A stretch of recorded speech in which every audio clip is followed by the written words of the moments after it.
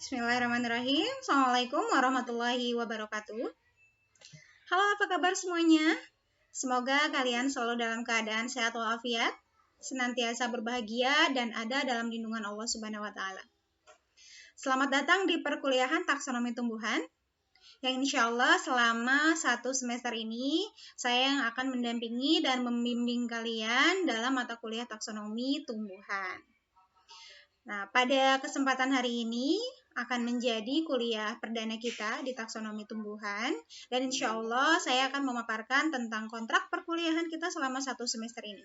Jadi saya harapkan semuanya bisa menyimak penjelasan yang saya paparkan, dan jika nanti ada yang kurang paham atau perlu didiskusikan, ya kita bisa langsung diskusikan di forum diskusi. Baik, kalau begitu saya mulai ya.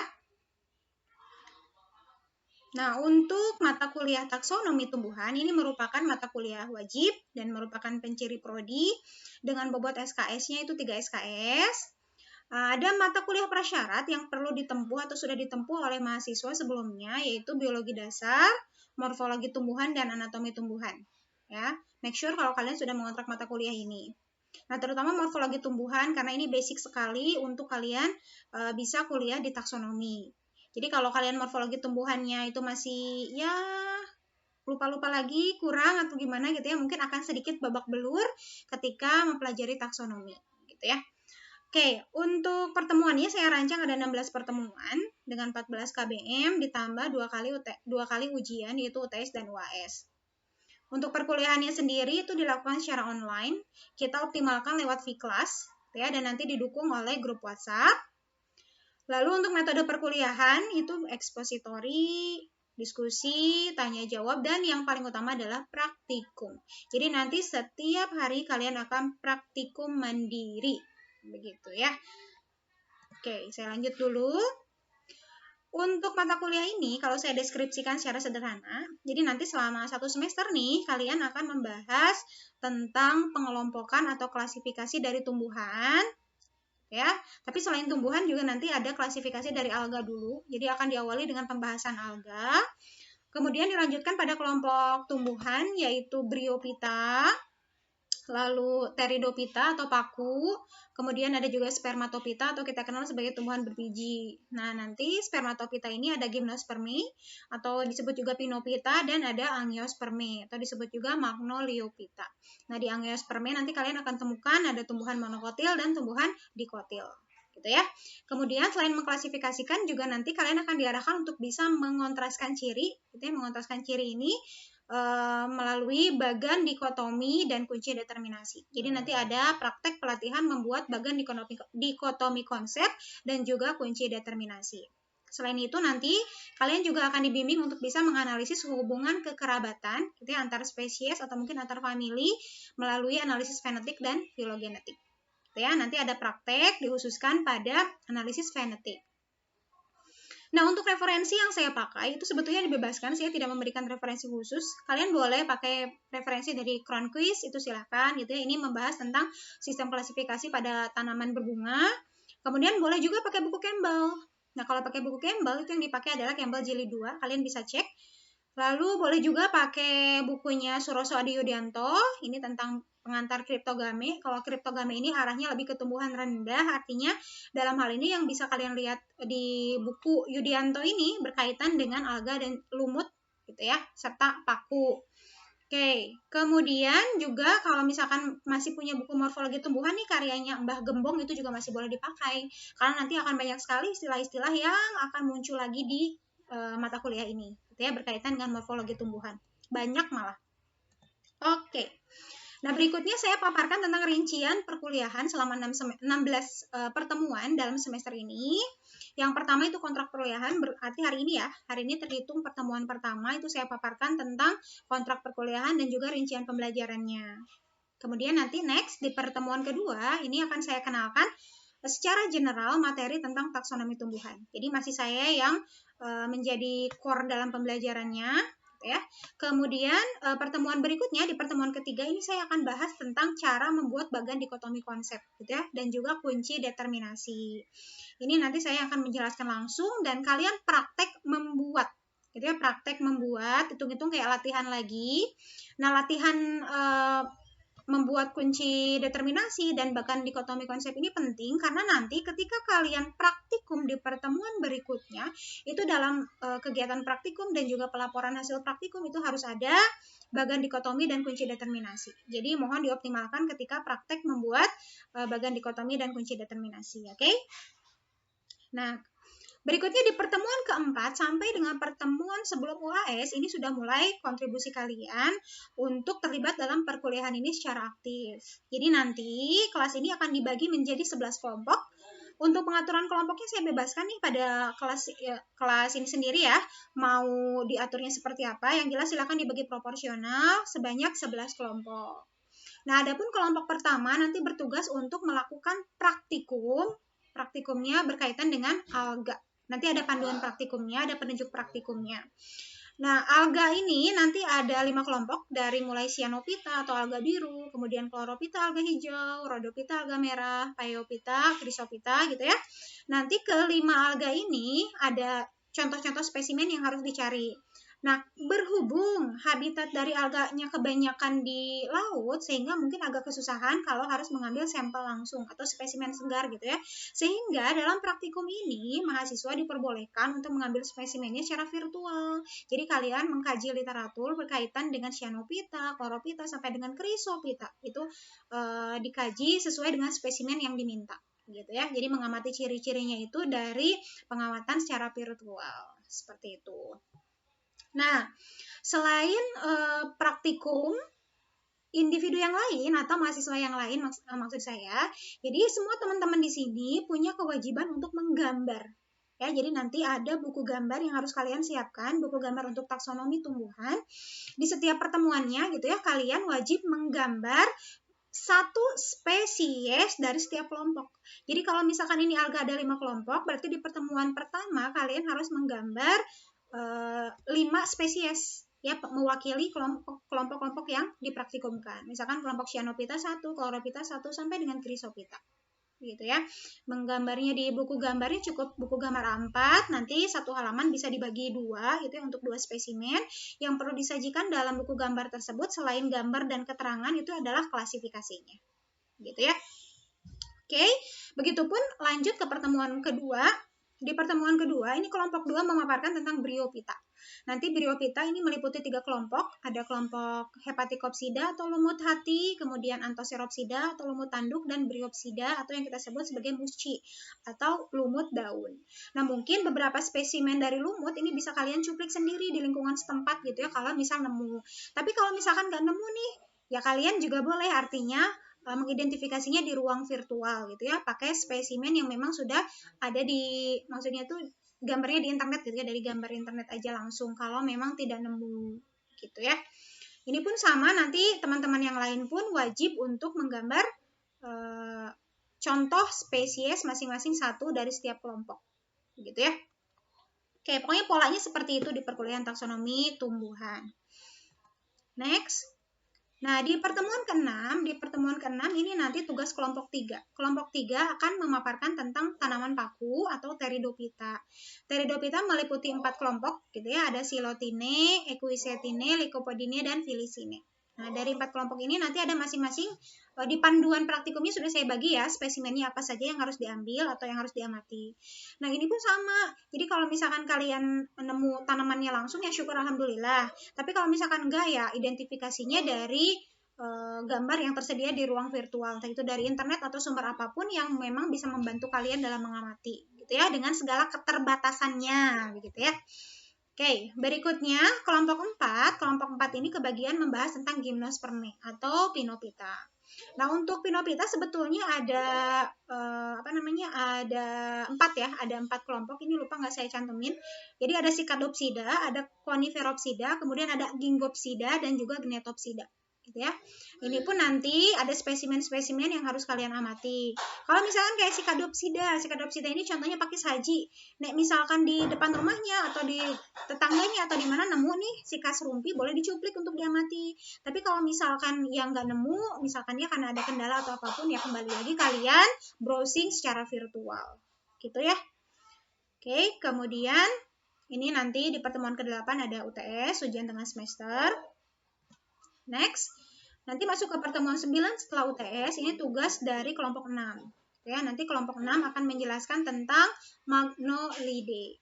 Nah, untuk bukan kelompok 6 ya, kelompok 5. Kelompok 5 ini menjelaskan tentang Magnolidae. Jadi kalau Magnolidae ini bahasannya sudah masuk ke kelompok Angiospermae dari kelas Dicotyl. Ya, ini subkelas pertama adalah Magnolidae. Familinya banyak, begitupun dengan ordonya, tapi kalian tidak usah dibingungkan karena nanti sudah saya fokuskan spesimen mana yang harus diambil atau spesimen mana yang akan dijadikan objek percobaan.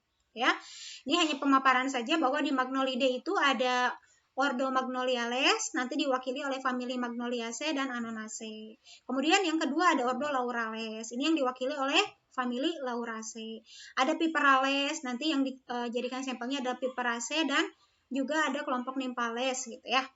Kemudian yang kedua ini ada subkelas Hamamelidae.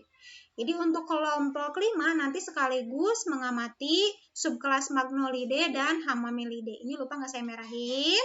Nah, untuk di Hamamelidae yang dijadikan objek itu adalah ordo Urticales diwakili oleh Moraceae dan ordo Casuarinales diwakili oleh Casuarinaceae. Gitu ya. Ini kalian mulai harus dibiasakan menyebutkan nama-nama ini gitu ya. Mulai lebih dekat dengan mereka. Oke, lanjut. Nah, di pertemuan ke-10 nanti ada 2 kelompok yang presentasi ya, ada kelompok 6 dan kelompok 7. Untuk kelompok 6, nanti kelompok 6 ini bertugas untuk melakukan praktikum dari kelompok subkelas Caryophyllaceae. Jadi di Caryophyllaceae nanti yang akan diamati itu dari ordo Caryophyllales, nanti diwakilinya oleh famili Amarantaceae dan Portulacaceae. Lalu ada ordo Polygonales yang diwakili oleh famili Polygonaceae. Oke. Sementara kelompok 7 nanti akan menjelaskan tentang subkelas Dilenidae. Nah, untuk Dilenidae nanti diwakili oleh ordo Malvales, kemudian ordo Violales, ordo Teales, dan ordo Brassicales. Itu kurang lebih gambarannya. Jadi sekali lagi kelompok 6 dan kelompok 7 nanti laporan presentasinya itu disatukan di pertemuan 10. Gitu ya. Oke, lanjut ke pertemuan 11. Nah, di pertemuan 11 ini adalah tugas dari kelompok 8 yang akan memaparkan tentang Rosidae. Subkelas Rosidae nanti diwakili oleh ordonya Rosales, kemudian Fabales, lalu Myrtales, Rhizoporales, Santales, Sapindales, Geriniales, dan Apiales. Ini Rosidae lumayan agak banyak, tapi saya hanya ngambil satu-satu aja contohnya gitu ya. Jadi ya nggak terlalu banyak juga untuk spesimen yang nanti akan diamati. Oke, berikutnya semoga belum nama-namanya udah kayak gini gitu ya. Tapi nggak apa-apa, kalian harus dibiasakan. Oke, next. Di pertemuan ke-12 ini akan menjadi tugas dari kelompok 9. Jadi nanti kelompok 9 akan melakukan praktikum tentang Asteridae. Ini adalah subkelas terakhir dan termaju dari kelompok Dicotyl. Nah, untuk Asteridae nanti yang akan diamati itu adalah ordo Gentianales, kemudian Solanales, Lamiales, Scopulariales, dan Rubiales, serta Asterales. Gitu ya, ini akan diamati oleh kelompok 9. Next, di pertemuan ke-13 ini sudah masuk ke kelas monokotil. Di kelas monokotil ini nanti yang pertama kelompok 10 nih. Kelompok 10 akan mengidentifikasi melalui praktikum untuk 3 subkelas. Ada subkelas Alismatidae, Commelinidae, dan juga Arecidae. Gitu ya, ini masing-masing sudah ada ordo yang akan kalian amati gitu ya. Untuk Alismatidae itu ada Hydrocarticales, kemudian ada Alismatales dan sebagainya, bisa kalian baca sendiri gitu ya, disimak. Oke, next. Kelompok terakhir yaitu kelompok 11. Kelompok 11 nanti akan memaparkan 2 subkelas terakhir dari monokotil. Yang pertama itu ada Zingiberidae dan satu lagi adalah Lilidae. Untuk Zingiberidae yang nanti akan kalian amati itu pertama adalah ordo Bromeliales, ya. Kemudian ada ordo Zingiberales, ya. Nah, untuk Zingiberales ini familinya ada Zingiberaceae, ada Musaceae, Heliconiaceae, Canaceae gitu ya. Sementara untuk Lilidae nanti yang akan diamati dari ordo Liliales dan Orsidales. gitu ya. Kemudian nanti di akhir sebelum UAS di pertemuan ke-15 ini saya akan menjelaskan tentang bagaimana cara melakukan analisis fenotip dan juga pembuatan fenogram untuk menentukan kekerabatan atau melihat kekerabatan antar spesies. Gitu ya. Di sini pun nanti kalian akan ada praktek membuat fenogram. Gitu ya. Terakhir di pertemuan 16 adalah UAS. Gimana? Sampai sini bisa ditangkap apa yang telah saya paparkan? Setidaknya kalian tahu bahwa kelompok ini kebagian apa gitu ya. Oke. Nah, berikutnya saya lanjutkan dulu ke penilaian ya. Untuk penilaian yang pertama itu adalah kehadiran. Kehadiran saya harapkan 90% mahasiswa tetap hadir ya. Walaupun kita melaksanakan secara virtual, jadi nanti akan direkam melalui presensi yang harus kalian akses langsung dari Vkelas, begitu ya. Nah, untuk presensi ini kalian hanya bisa melakukan ketika jam kuliah. Ya, ketika jam kuliah, misalkan 3 SKS dari jam berapa sampai jam keberapa nih, itu boleh kalian absen. Nah, kalau misalkan di luar itu, nanti sistem akan nutup, jadi kalian nggak bisa mengakses untuk bisa presensi. Oke, kemudian tugas nih, ya tugasnya ini kalian harus menguatkan diri ya, karena taksonomi itu memang agak banyak juga tugasnya. Saya list nih di sini ya, nanti beberapa saya jelaskan. Yang pertama itu praktek menggambar. Jadi praktek menggambar ini wajib setiap individu, saya ulangi lagi, kalian harus punya buku gambar, menggambar minimal satu contoh atau satu spesies dari setiap kelompok. Begitu ya, selama 1 semester terus-terusan seperti itu. Nanti buku gambarnya itu akan dikumpulkan, ya kalian harus mengumpulkan di akhir semester. Hanya saja setiap hari atau setiap pertemuan itu kalian harus menyampaikan progres menggambar. Nanti kalian bisa menguploadnya di bagian form tugas di Vkelas. Ya, di laman tugas di Vkelas itu kalian upload ke situ. Progres mingguan dari kalian menggambar. Oke, kemudian sebelum ke poin B sama C, saya jelaskan dulu yang poin D ya. Ini laporan praktikum. Kalau laporan praktikum ini kelompok. Jadi setiap kalian praktikum, jadi misalkan kelompok 1 nih praktikum tentang alge, berarti setelah praktikum, kemudian kalian buat video presentasinya gitu ya, untuk bisa dipresentasikan pada teman-teman. Kemudian nanti diupload di YouTube kan, seperti biasa, lalu linknya di-share nih. Nah, kalian harus buat laporannya. Jadi laporan praktikumnya dibuat dan dikirimkan ke email saya. Gitu ya.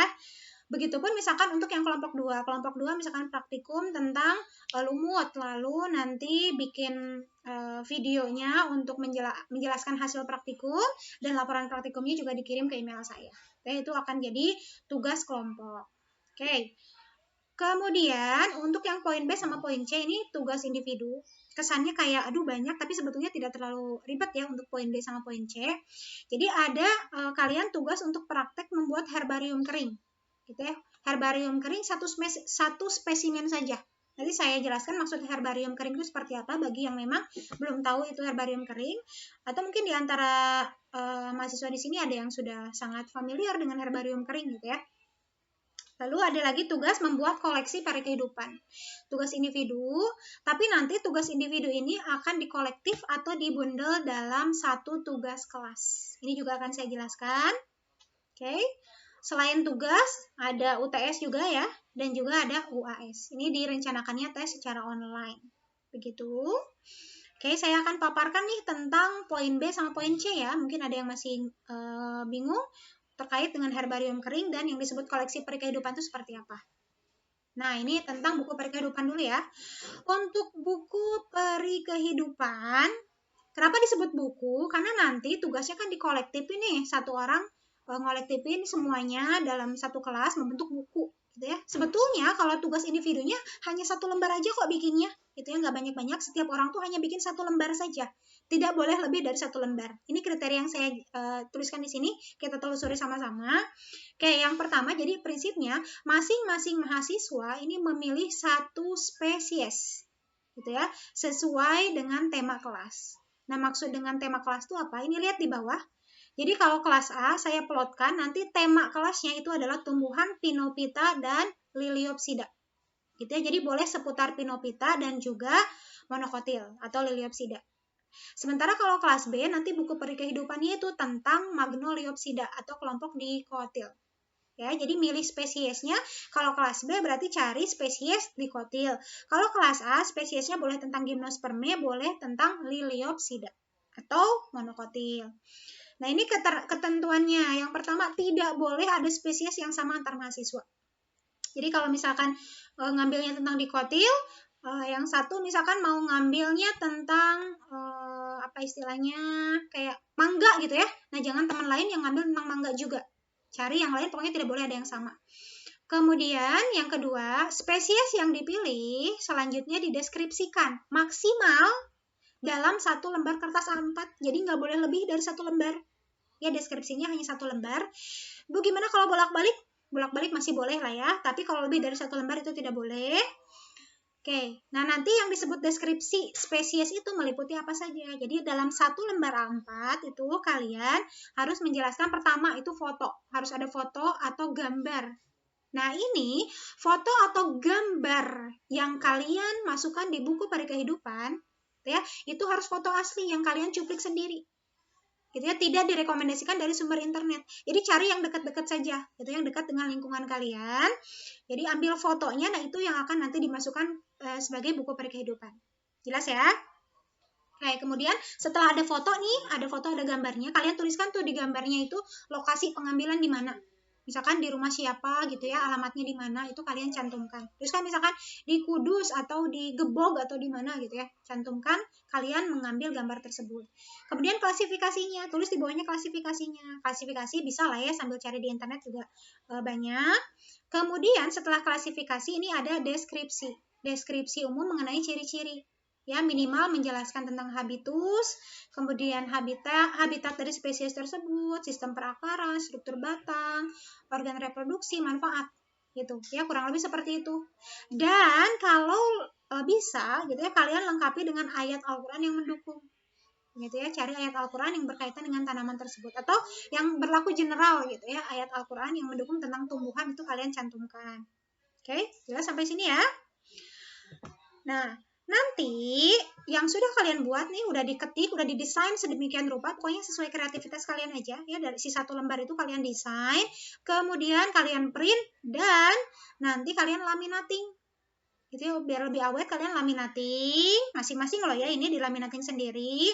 Kemudian nanti jangan lupa di kertas tadi atau di Peri Kehidupan tadi kalian cantumkan header footer. Di bagian headernya itu kalian cantumkan nama sama NIM ya, nama sama NIM kalian, atau mau dilengkapi dengan kelas boleh gitu ya, nama, NIM, kelas. Lalu misalkan di bagian footernya di bawahnya itu tuliskan nama mata kuliahnya, berarti taksonomi tumbuhan gitu ya, dan dosen pengampu, begitu ya. Jadi sekali lagi di bagian Peri Kehidupan yang kalian buat itu foto asli, kemudian klasifikasi, lalu deskripsi. Setelah deskripsi jangan lupa di bagian header footernya diberikan identitas, begitu. Nah, setelah dilaminating nanti kalian kumpulkan, kalian kolektifkan ke siapa gitu ya, yang bisa dipercaya untuk disatukan dan dijilid. Saya sarankan sih jilidnya jilid ring ya, atau mungkin kalian punya ide lain dijilidnya dengan cara seperti apa, yaitu saya kembalikan pada kalian gitu ya. Untuk cover silahkan didesain, disepakati oleh kelas, dan nanti ini akan dikumpulkan di akhir semester gitu ya. Oke, kalau nanti ada yang kurang paham bisa ditanyakan di grup diskusi. Nah, berikutnya tugas individu berikutnya itu membuat herbarium kering. Herbarium kering ini nanti saya berikan gambaran herbarium itu seperti apa. Tapi sebelumnya ini saya jelaskan atau saya lihatkan dulu. Nah, kayak gini nih. Herbarium kering itu kurang lebih kayak misalkan tanaman yang kalian keringkan gitu ya, untuk bisa nanti digunakan sebagai media pembelajaran mungkin kalau next berikutnya gitu ya. Tapi sebelum ke sini, saya balik lagi ke atas. Jadi nanti setiap mahasiswa memilih 1 spesies saja untuk dibuat herbarium kering. Gitu ya. Kalau mau ini bisa disesuaikan dengan presentasi kelompok biar nanti lebih beragam ya. Jadi misalkan tadi kelompok 1 tentang alga kayaknya nggak mungkin ngambil sampelnya. Jadi kelompok 1 boleh nyari spesies dari yang lain gitu, tidak harus alga. Misalkan kelompok 3 nih membahas tentang paku. Nah, jadi anggota kelompok 3 bikin herbariumnya tentang paku aja, jangan tentang monokotil misalkan, jangan tentang dikotil biar nanti beragam. Tapi misalkan kalian mau yang lain juga silakan. Itu yang jelas satu mahasiswa ini satu spesies dan diupayakan jangan sama. Gitu ya, tidak boleh sama. Cuma saya sarankan sekali lagi kalian bikin herbariumnya sesuai dengan tema presentasi kalian atau tema praktikum kalian. Begitu ya. Oke, kemudian nah, alat dan bahan herbarium ini simple, jadi kalian bisa lakukan di rumah gitu ya, di rumah sendiri. Jadi ada spesimennya, spesimen ini misalkan tadi cuplikan si tanamannya. Misal kalau ngambil tanaman paku berarti ya daunnya sampai dengan si tangkainya gitu ya, kalian cuplik. Kemudian alat dan bahan yang lain itu alkohol. Gitu ya, alkohol 70%. Nah, nanti untuk si spesimen tadi sebisa mungkin gitu ya, kalian harus memperlihatkan bagian atas sama bagian bawah daunnya. Jadi biar tahu kalau dari atas itu seperti apa, kalau dari bawah seperti apa. Jadi nampak permukaan atas sama permukaan bawah. Itu nanti diakali saja supaya terlihat, boleh dilipat gitu ya. Yang salah satu daun dilipat gitu. Oke, kemudian alkohol 70% ini dipakai untuk mencegah supaya tidak tumbuh jamur gitu ya. Jadi tinggal disemprot-semprot saja, disemprot ke bagian tanaman yang sudah dicuplik tadi. Nanti tinggal ditap-tap-tap gitu ya, dilap pakai tisu pelan-pelan biar kering. Tapi jangan dijemur di bawah sinar matahari ya, diangin-angin saja. Oke, kemudian selotip. Selotip ini kalau diperlukan, ini diperlukan mungkin nanti supaya si tanaman itu bisa diam ketika di herbarium. Lalu nanti butuh kertas manila, sama jarum dan benang. Ini sebetulnya jarum dan benang bisa aja diganti sama lem fox kalau misalkan mau, gitu ya. Lalu ada plastik bening. Plastik bening ini tujuannya untuk melapisi atau mengcover si tanaman tadi, gitu ya, herbarium tadi, untuk nyampul lah ibaratnya. Tapi kalau misalkan nggak mau ribet, Bu, saya mau diganti sama figura aja ya, silahkan, bebas, gitu ya. Oke, nanti teknik pembuatannya cukup sederhana. Kalian bisa lihat tutorial di YouTube, itu banyak sekali bagaimana cara membuat herbarium. Jadi kalau sederhananya nih, tadi setelah kalian nyuplik sampel tanaman, kemudian kalian semprot pakai alkohol, lalu dilap gitu ya, ditap-tap biar kering, dibiarkan dulu sampai benar-benar kering. Nah, nanti kalian caranya bisa nyimpen si spesimen tadi di buku, gitu ya, di buku yang udah nggak kepakai lah ibaratnya, disimpan di buku, entah itu di bagian tengah atau apa, posisinya harus benar-benar kalian atur. Kalau tadi saya minta ada nampak daun yang bagian atas sama bawahnya terlihat, itu boleh salah satu daunnya kalian lipat gitu ya, biar nampak permukaan bagian bawahnya gitu ya. Lalu kalian boleh pasang selotip tuh biar menjaga supaya si tanamannya nggak pindah-pindah posisi gitu ya di buku tersebut. Nanti tinggal ditutup nih sama bukunya, lalu buku tersebut kalian bisa simpan di bawah kasur supaya ngepres gitu ya. Biarin aja kayak gitu. Kalian tapi harus ngecek nih gitu ya, dicek misalkan 2 hari sekali atau apa. Biasanya dalam waktu 2 minggu juga udah kering sebetulnya gitu ya. Jadi kalian boleh eksekusi dari sekarang atau mau eksekusi nanti juga boleh gitu ya. Yang jelas herbariumnya akan dikumpulkan ketika akhir semester. Nah, satu hal lagi, nanti di herbarium nanti ya yang sudah kalian buat itu harus dilengkapi dengan etiket tempel. Etiket tempel ini sebetulnya mirip dengan si peri kehidupan ya sebetulnya. Jadi nanti ada gambar atau foto, tapi ukurannya lebih kecil ya. Ada gambar, foto, kemudian fotonya ini boleh dari sumber internet, nggak apa-apa. Fotonya dari sumber internet, kemudian klasifikasi dan deskripsi.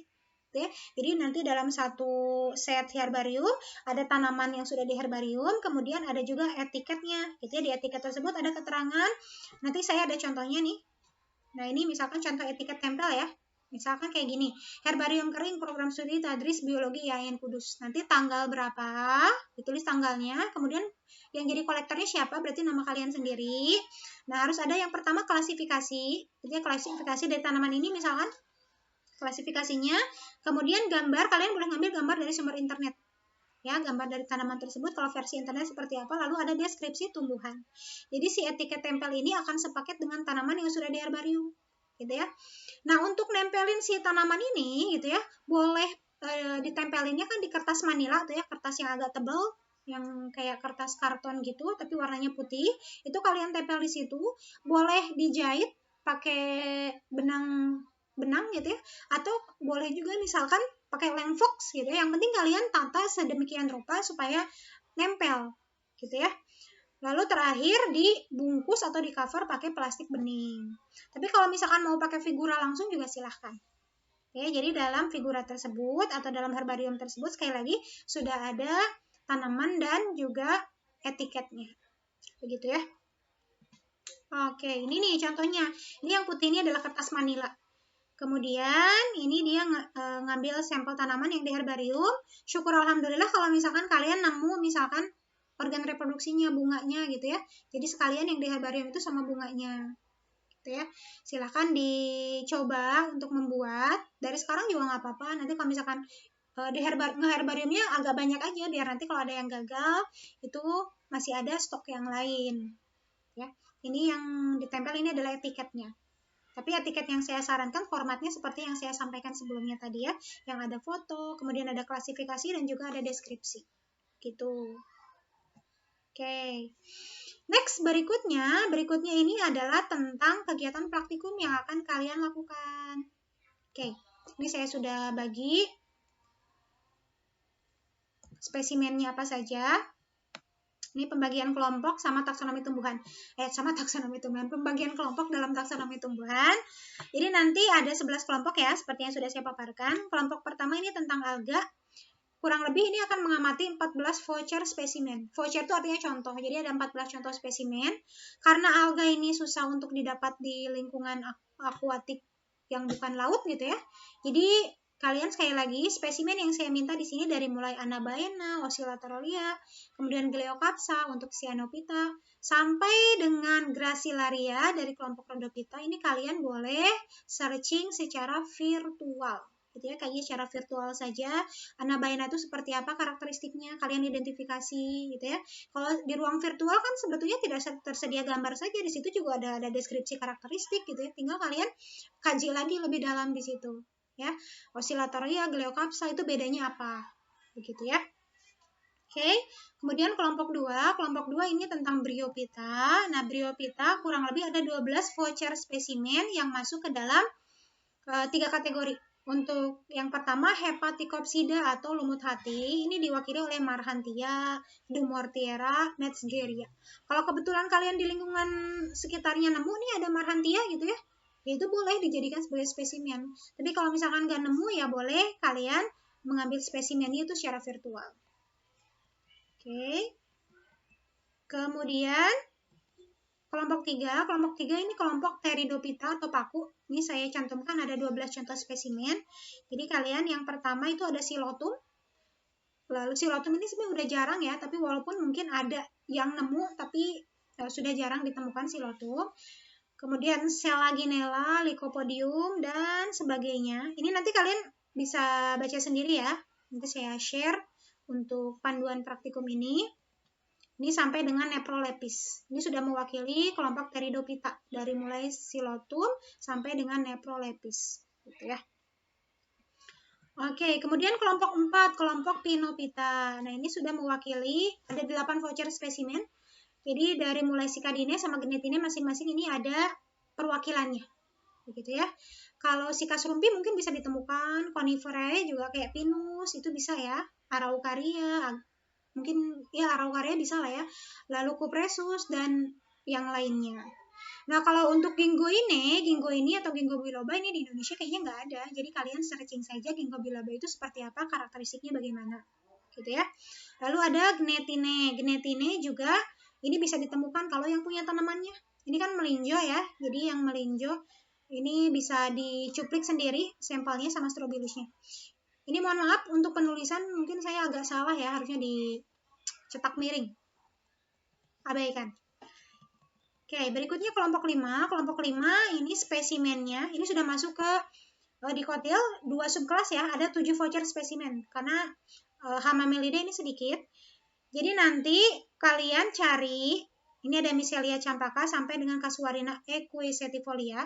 Jadi kalau misalkan nemu spesimennya alhamdulillah, kalau enggak searching saja yang seperti apa, misalkan Casuarina equisetifolia. Ini kan cemara laut ya, mungkin agak jarang, tapi barangkali memang nemu kalian.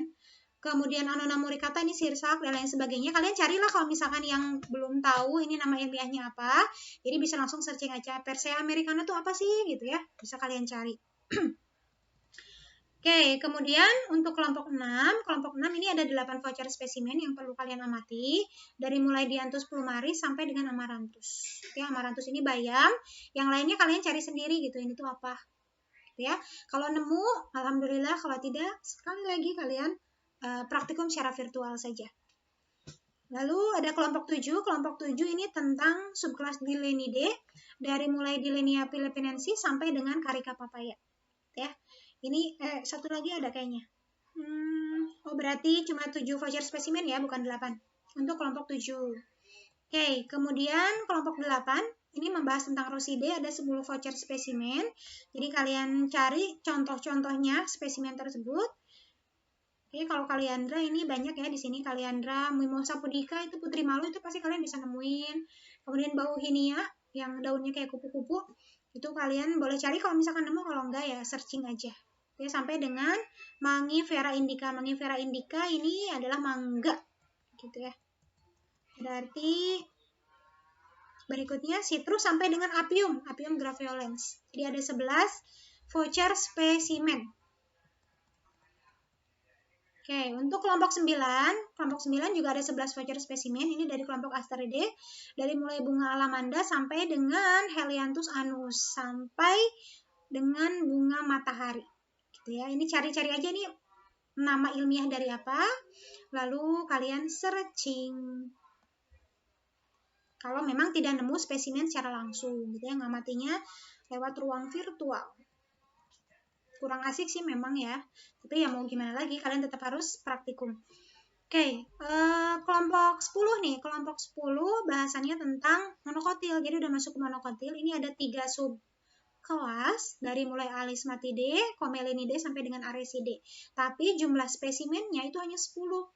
Ya, dari mulai Hydrilla verticillata, ini yang biasa ada di akuarium gitu ya. Kemudian sampai dengan Arecidae-nya adalah Pandanus tectorius. Ya, kalian cari ini apa? Sampai dengan Anthurium. Anthurium atau kita sebutnya bunga kuping gajah. Ya. Lalu kelompok 11 ini bahasannya atau spesimennya tentang Zingiberidae dan Liliaceae, harusnya Liliaceae. Oke, dari mulai Ananas cosmosus atau nanas, ini mungkin kalian bisa nemu spesimennya, sampai dengan kelompok Liliaceae-nya itu Dendrobium. Dendrobium ini adalah anggrek, atau anggrek lain pun sebetulnya kalau nemu spesimennya tidak harus Dendrobium ya, itu tidak apa-apa dijadikan sebagai spesimen untuk kegiatan praktikum kalian. Itu adalah bahan utamanya, gitu ya. Jadi setiap kelompok sudah saya plotkan spesiesnya apa saja atau spesimennya apa saja yang perlu diamati. Kemudian ini untuk petunjuk praktikum secara umum ya, gambaran umumnya. Yang pertama ada alat bahannya, ya bahannya pasti spesimen tadi ya. Kemudian alatnya kalian pakai kamera atau handphone untuk mencuplik foto ketika nemu spesimen asli. Jadi kalian foto, nanti foto itu yang dilampirkan di laporan praktikum, begitupun yang nanti ditunjukkan dalam presentasi. Tapi kalau misalkan enggak, ya udah kalian ngambil aja gambar dari internet, gitu ya, gambar dari internet. Kemudian perlu kertas label juga untuk kalau nyuplik spesimennya banyak itu ya, khawatir tertukar, itu bisa kalian labeli. Tapi kalau misalkan nggak nemu tanamannya, ya udah nggak perlu pakai kertas label. Lalu yang terpenting adalah alat tulis, gitu ya. Kemudian untuk langkah kerjanya, prinsip dasarnya yang pertama, kalian mengamati setiap spesimen. Syukur alhamdulillah nemu yang segar. Kalau tidak ya kembali lagi seperti yang saya sering sebutkan, itu amati secara virtual, gitu ya. Kemudian identifikasi morfologi dan anatominya, gitu ya. Kalau yang di ruang virtual ya kalian mengidentifikasinya itu bisa berbasis data virtual, data yang sudah ada di internet, kalian rangkum sendiri gitu ya. Kalian rangkum sendiri, kemudian sajikan lagi menurut versi kalian. Kalau memang data tersebut tidak bisa diamati. Tapi kalau misalkan ngamati langsung ya jelas gitu. Misalkan kayak ngamati tentang Carica papaya nih. Kalian tahu kan daunnya seperti apa, nanti bisa difoto, bisa ditunjukkan ke temannya. Kemudian buahnya bagaimana, lalu bijinya seperti apa, posisinya bagaimana gitu ya. Pohonnya seperti apa, itu kalian bisa deskripsikan dengan langsung mencandra langsung gitu ya, mengobservasi langsung spesimennya. Tapi kalau misalkan yang tidak ada spesimennya, ya sudah kalian gunakan data-data yang ada di internet saja. Gitu ya, setidaknya kalian ada pemahaman baru berkaitan dengan tanaman tersebut. Oke, kemudian kalian kelompokkan spesimen yang sudah diidentifikasi berdasarkan ciri morfologi dan anatominya. Ya, nanti kalian klasifikasikan, misalkan Carica papaya ini nanti masuknya ke famili apa, ordonya apa, buat klasifikasinya. Itu kan sebetulnya di internet juga ada ya. Lalu kalian dokumentasikan, kalau yang tadi di fotonya dokumentasikan, kemudian catat hasil pengamatan. Kalau misalkan lewat internet ya catat aja gitu ya, rangkuman dari internet apa, kalian catat lagi. Kemudian nanti buat bagan dikotominya atau klasifikasi biner. Nanti saya ajarkan kan di pertemuan ketiga ini cara membuat bagan dikotomi gitu ya. Jadi kalian sekali lagi harus betul-betul tahu bagaimana cara membuat bagan dikotomi dan juga kunci determinasinya. Dari mana ya? Dari spesimen-spesimen tadi gitu ya. Kalau misalkan tadi yang bertugasnya ada 10 spesimen nih, dari 10 spesimen tadi kalian buat bagan dikotominya, kemudian bikin kunci determinasi untuk 10 spesies tersebut.